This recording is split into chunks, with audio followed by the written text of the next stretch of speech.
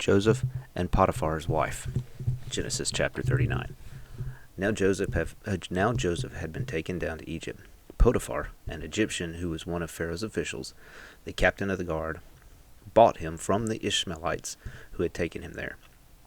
The Lord was with Joseph and he prospered, and he lived in the house of his Egyptian master. When his master saw that the Lord was with him, and that the Lord gave him success in everything he did, Joseph found favor in his eyes and became his attendant. Potiphar put him in charge of his household, and he entrusted him to the care of everything he owned. From the time he put him in charge of his household and all that he owned, the Lord blessed the household of the Egyptian because of Joseph. The blessing of the Lord was on everything Potiphar had, both in his house and in the field.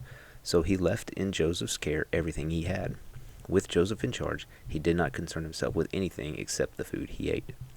Now Joseph was well built and handsome, and after a while his master's wife took notice of Joseph and said, "Come to bed with me." But he refused.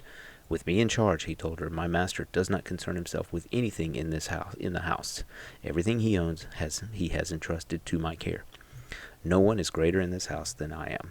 My master has withheld nothing from me except you, because you are his wife. How then could I do such a wicked thing and sin against God?" And though she spoke to Joseph day after day, he refused to go to bed with her, or even be with her. One day he went into the house to attend to his duties, and none of the household servants was inside. She caught him by his cloak and said, "Come to bed with me." But he left his cloak in her hand and ran out of the house. When she saw that he had left his cloak in her hand and had run out of the house, she called her household servants. "Look," she said to them, "this Hebrew has been brought to us to make sport of us. He came in here to sleep with me, but I screamed. When he heard me scream for help, he left his cloak beside me and ran out of the house." She kept his cloak beside her until his master came home. Then she told him this story. "The Hebrew slave you brought to us came to make sport of me. But as soon as I screamed for help, he left his cloak beside me and ran out of the house." When his master heard the story, his